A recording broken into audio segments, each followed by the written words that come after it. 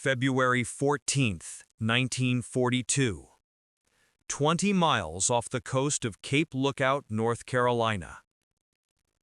The gray Atlantic waters heave. Inside the cramped metallic confines of U-123, Kapitänleutnant Hardigan scans the horizon through his periscope. The air is thick with the smell of diesel oil and unwashed bodies. For weeks, his U-boat has operated with impunity, part of the devastating assault on America's coastline codenamed Operation Drumbeat. They are the wolves, and this is their hunting ground. Suddenly, the watch officer points. "Flugzeug, Herr Kapitän, starboard beam!" Hardigan swings the scope. There, buzzing absurdly low over the waves, is an American aircraft. But it's not a fast-moving bomber or a sleek fighter. It's a Vought OS2U Kingfisher, a small single-engine floatplane launched from a nearby tender. It putters along at a laughable 160 miles per hour, its single pontoon seeming to drag it down. On the bridge of the surfaced U-boat, the lookouts laugh. They call these planes fliegende Zielscheiben, flying targets. The Kingfisher pilot, an ensign fresh from flight school in Pensacola, Alabama, sees the submarine. He banks, his observer tapping out a frantic contact report on his radio. But what can he do? His aircraft carries at most 225-pound depth charges. The U-boat crew doesn't even bother to man their flak guns. Hardigan gives a single order. "Alarm! Tauchen!" With a hiss of venting air, U-123 slips beneath the waves, the laughter of its crew muffled by the sea. The Kingfisher circles the patch of swirling water, a helpless spectator. The ensign can only watch as the wolf escapes, knowing that by nightfall another tanker will burn. This was the reality of the air war over the Atlantic in early 1942. The Allies were losing. The second happy time was in full swing, and U-boat aces like Hardigan, Kretschmer, and Preen had turned the sea lanes into a graveyard. The Allies had a critical gap in air cover, the infamous Black Pit in the mid-Atlantic, where land-based bombers couldn't reach. But even closer to home, their defenses were thin. They relied on stopgap measures, and the Vought OS2U Kingfisher was the definition of a stopgap. It was never designed for frontline anti-submarine warfare. It was a scout plane, built to be launched by catapult from battleships and cruisers to spot enemy fleets and guide the fall of naval gunfire. It was slow, underpowered, and woefully underarmed. Its pilots were often the least experienced, assigned to what was considered a mundane second-line duty. To the hardened U-Boot-Waffe, the Kingfisher was a joke. It was a flimsy annoyance, a symbol of America's desperate unpreparedness. The U-boat commanders feared the coordinated hunter-killer groups, the long-range Liberator bombers, and the relentless tenacity of Royal Navy destroyers. They did not fear this floating bathtub with wings. Their arrogance was built on a foundation of success. Their acoustic torpedoes were deadly. Their wolfpack tactics, coordinated by Karl Donitz himself, were devastating. And their boats were proving tougher to kill than ever. They could dive fast, run silent, and strike from the darkness. What the aces in their steel coffins failed to see was that the war was changing. It was becoming a war not of tonnage, but of technology. And the Americans, though slow to start, were masters of innovation. While the U-boats hunted, scientists in laboratories back in Boston and Britain were working on a weapon that would turn the tables completely.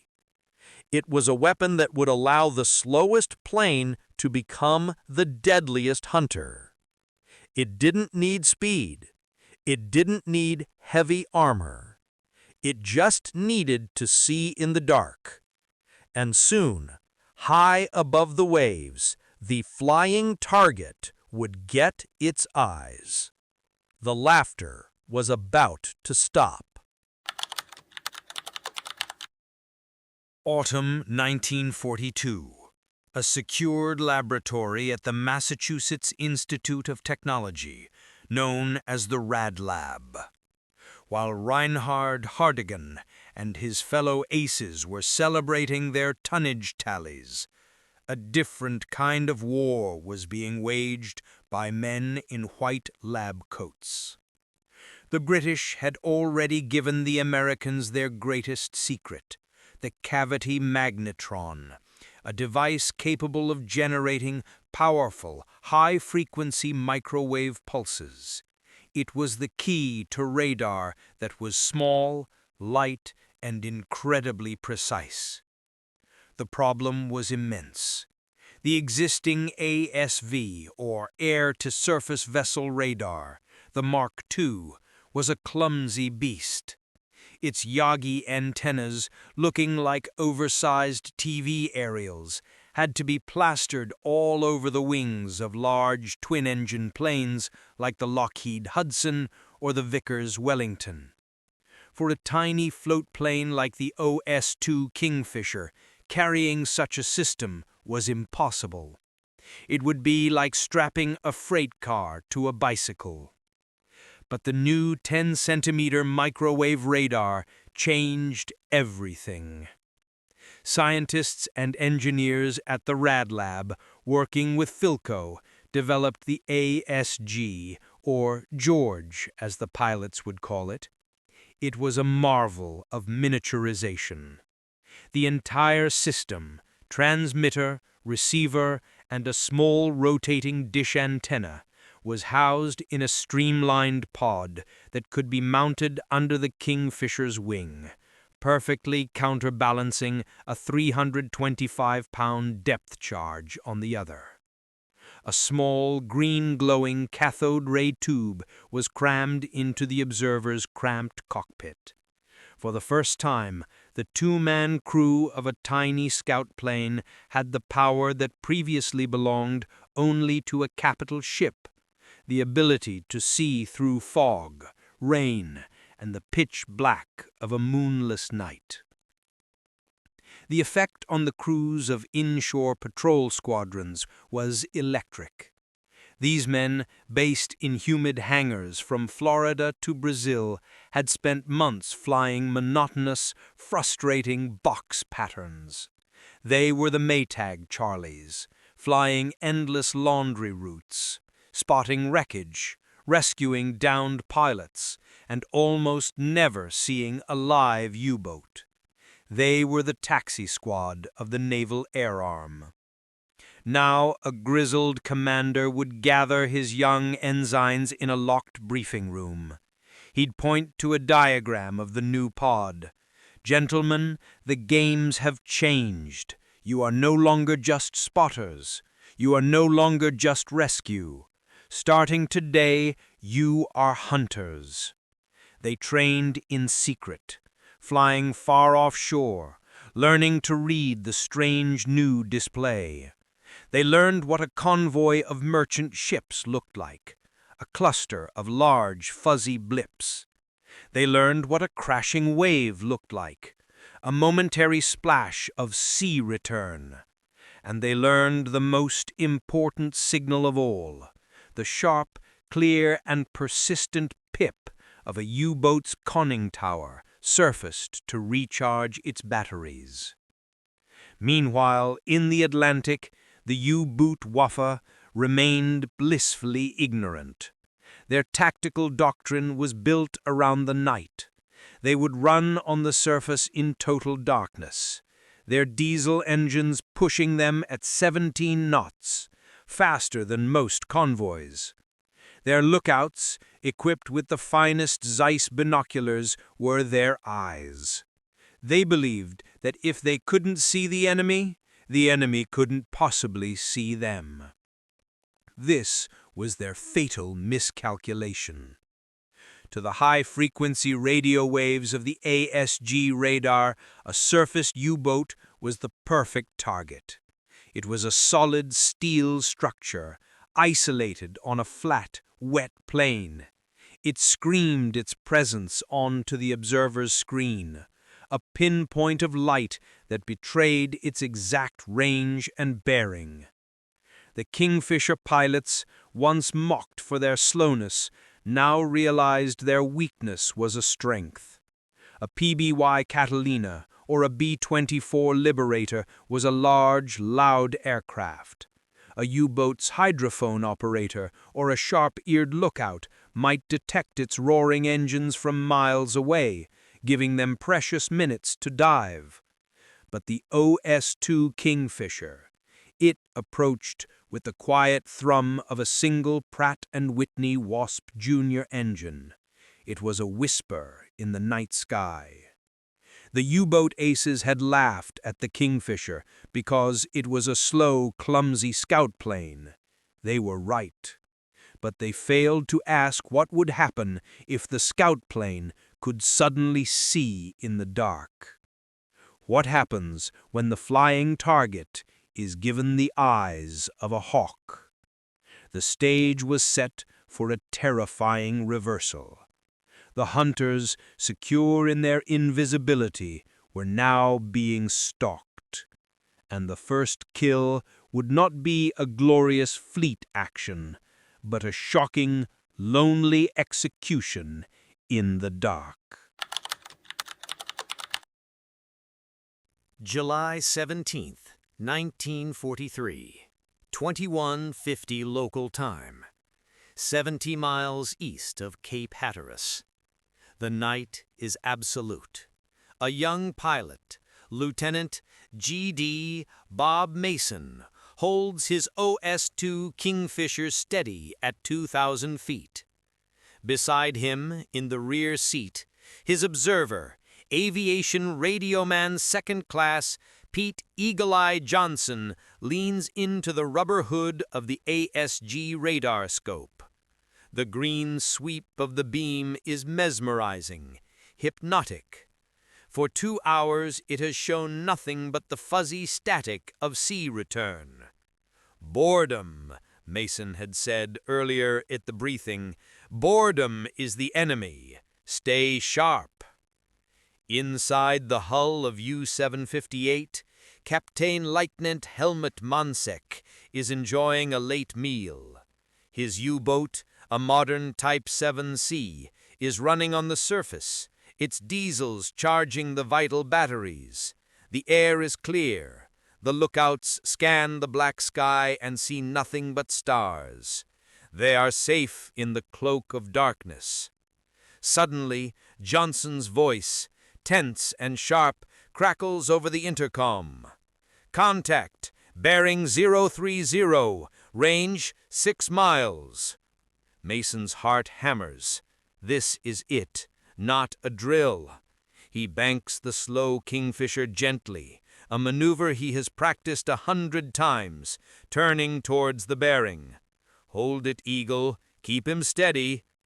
He's sharp, Johnson whispers, his eyes glued to the scope. A clean pip, definitely a sub. Range 5 miles. He's not moving much. Must be charging. Down below, Monsek and his crew are oblivious.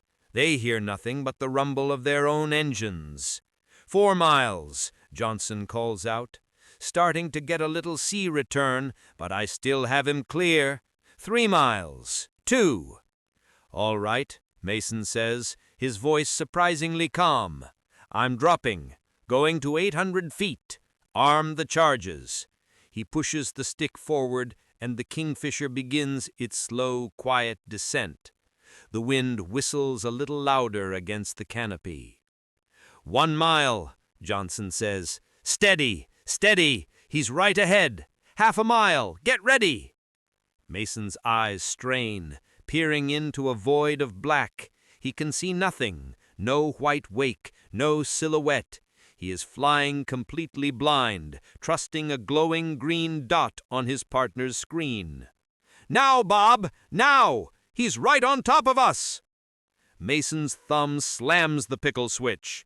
The Kingfisher shudders as the 325-pound depth charge drops from the starboard wing. He immediately banks the plane hard, a spray of seawater hitting the pontoon as he skims the waves. A heartbeat later, the night explodes. A brilliant white flash illuminates the sea, followed by a colossal whoomp that physically lifts the small plane. Mason fights the controls, climbing as Johnson spins around in his seat. I see him! God, I see him! We got him, Bob! He's hit! Below them, U-758 is in chaos. The depth charge, set for a shallow detonation, has exploded almost directly alongside the surfaced boat. The blast has smashed the periscopes, destroyed the bridge instruments, and hurled the lookouts into the sea. Below decks, lights have shattered, gauges have burst, and water is flooding the control room. Captain Lieutenant Monsek, thrown from his seat, screams, "Alarm! Tauchen! Get us down!" But the boat is already crippled. It wallows on the surface, listing heavily. Mason circles the Kingfisher, its one single landing light now cutting through the darkness, illuminating a scene from hell. He can see men scrambling from the hatches, leaping into the oil-slicked water.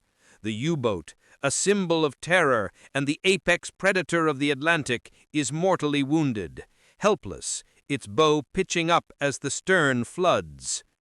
He's going down, Mason says, his voice low. He's going down.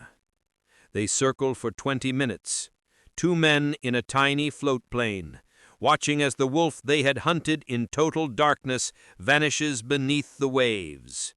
They radio the coordinates, and by dawn, a destroyer will be on site to pick up the few stunned survivors. The news of the kill spreads through the inshore patrol squadrons like wildfire. It's not just a victory, it's a revolution. A slow, clumsy Kingfisher, a plane the U-boat crews laughed at, had just stalked and killed a modern U-boat in the dead of night. The new technology had worked.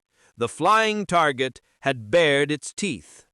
And for the U-boat aces, the laughter, the arrogance, and the happy time, it was all coming to an end.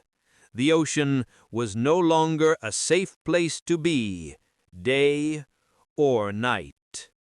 The hunter had become the hunted. The triumph of Lieutenant Mason and Radioman Johnson was not an isolated incident. It was a crack in the dam, and the flood was coming. By late 1943 and into 1944, the ASG George radar and its British equivalent was no longer a rare prototype. It was being fitted to every manner of Allied aircraft.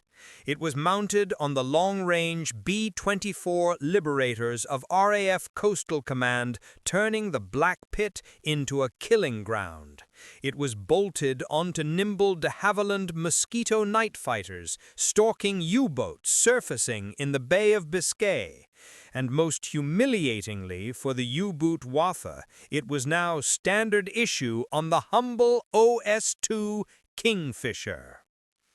The entire Allied strategy in the Atlantic had been reforged. The slow-moving Kingfishers, once relegated to boring inshore patrols, were now key players in a new aggressive tactic, the hunter-killer group. Imagine this. A small convoy of merchant ships steams through the mid-Atlantic, protected by a handful of destroyers and a small, cheap escort carrier or a larger tender. Circling overhead or catapulted from the ships themselves are the Kingfishers. They are the convoy's eyes. Previously, a wolf pack of U-boats commanded by an ace like Eric Topp would shadow the convoy during the day, remaining submerged. They would wait for the sun to set, knowing the darkness was their shield. Then they would surface, using their superior speed to race into a perfect firing position. Now, that tactic was suicide. The moment a conning tower broke the surface, a pip would appear on a radar screen miles away. A capitan like Nunt, standing on his bridge, breathing the fresh night air, would have no warning. His lookouts would see nothing. His hydrophones would hear nothing. The first sign of an attack would be the sudden thrum of an engine directly overhead, followed by the blinding flash of a lee light, a powerful searchlight switched on by the aircraft in the final seconds of its attack run. Caught in this artificial daylight, the U-boat was a perfect, silhouetted target. The Kingfisher pilots, no longer the rookies, developed a cold, efficient lethality. They wouldn't just drop one charge. They would straddle the U-boat, dropping a stick of 2 or 3 depth charges set to different depths, creating an inescapable box of concussive force. For the U-boat crews, the psychological impact was devastating. The one place they felt safe, the surface, at night, was now the most dangerous place on Earth. The hunters had become the hunted. Their arrogance turned to raw fear. U-boat crews, once the elite of the Kriegsmarine, began to suffer from crippling combat fatigue. They called these radar-equipped planes Gespenster, ghosts, phantoms that emerged from the dark, killed, and vanished. Admiral Karl Donitz, head of the U-boat arm, saw the reports with growing alarm. His tonnage per month figures, once his pride, were plummeting. His U-boat loss rates were skyrocketing. He wrote in his war diary, "The enemy has rendered the U-boat weapon ineffective. He has achieved this not through superior tactics or strategy, but through superior science." He was right. The U-boat aces had dismissed the Kingfisher because it was slow. They laughed at it. But they hadn't laughed at the scientists at MIT. They hadn't accounted for the power of a microwave beam. The war at sea was no longer a contest of seamanship and courage alone. It was a brutal technological equation. And the OS2U Kingfisher, the slow, methodical, and inescapable airborne destroyer, the laughter of Reinhard Hardigan and his fellow aces, which had echoed across the Atlantic in 1942, was now a distant, hollow memory, replaced by the persistent, ominous ping of radar waves searching for steel in the dark. Berlin, 1944. The Oberkommando der Marine, the Naval High Command, is in a state of panic.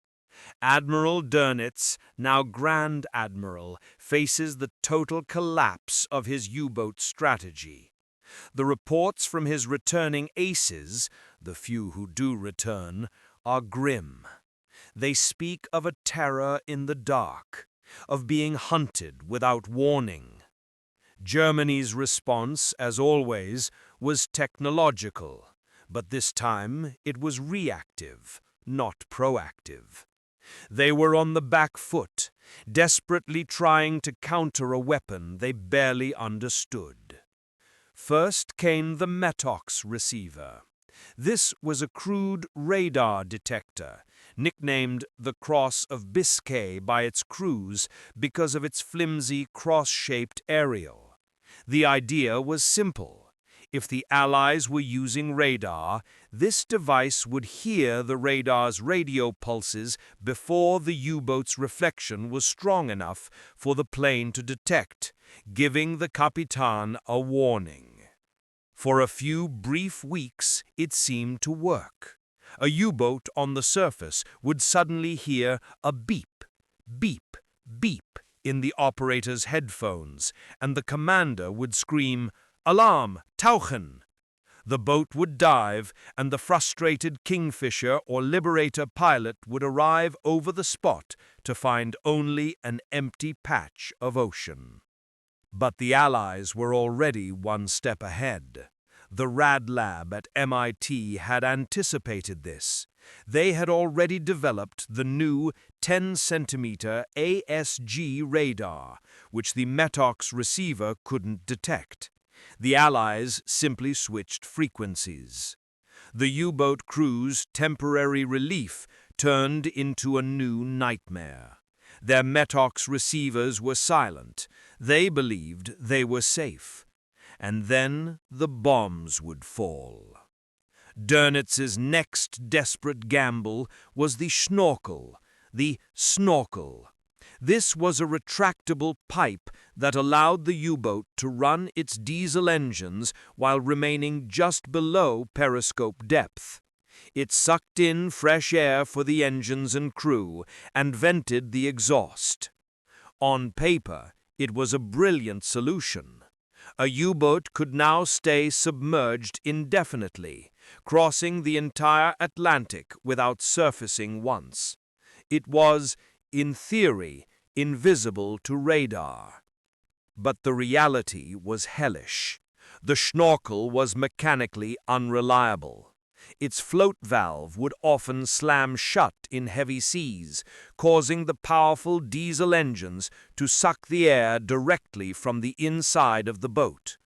Crewmen's ears would pop, their lungs would ache, and some were even ruptured. The constant vibration and foul recycled air led to sickness and exhaustion. And worse, it wasn't the invisibility cloak Dernitz had hoped for. The new high-definition ASG radar, operated by a skilled observer, could often pick up the tiny pip of the Schnorkel head itself, slicing through the waves. The Kingfisher, the slow plane, had an advantage here. It could patrol low and slow, its observer's eyes glued to the scope, hunting for the telltale sign of a submerged boat. The U-boat, once a 17-knot surface predator, had been reduced to a 6-knot, blind, asthmatic crawler, suffocating its own crew while being hunted by the very plane it once mocked. The final insult was the weapons integration. The hunter-killer groups became ruthlessly efficient. A Kingfisher or Avenger launched from an escort carrier would get a radar contact. It wouldn't even drop a depth charge. It would simply radio the contact's precise bearing and range to the surface destroyers. The destroyers, like the USS England, would race to the spot. They would confirm the location with their own sonar and then unleash the Hedgehog, a forward-throwing mortar that fired 24 contact bombs into the water. There was no escape. The U-boat, forced to stay down by the circling Kingfisher, was now trapped in a sonar net below, waiting for the inevitable crack of a Hedgehog bomb against its hull. The vote OS2U Kingfisher had begun the war as a joke. It was a catapult scout, a flying target. But it became the linchpin in a vast integrated technological system of war. It was the eye in the sky, a slow, patient, and merciless eye that denied the wolfpack the darkness it needed to breathe. The aces who had laughed were now either at the bottom of the sea or in prisoner of war camps, their boasts of 1942 silenced by a revolution in science they never saw coming.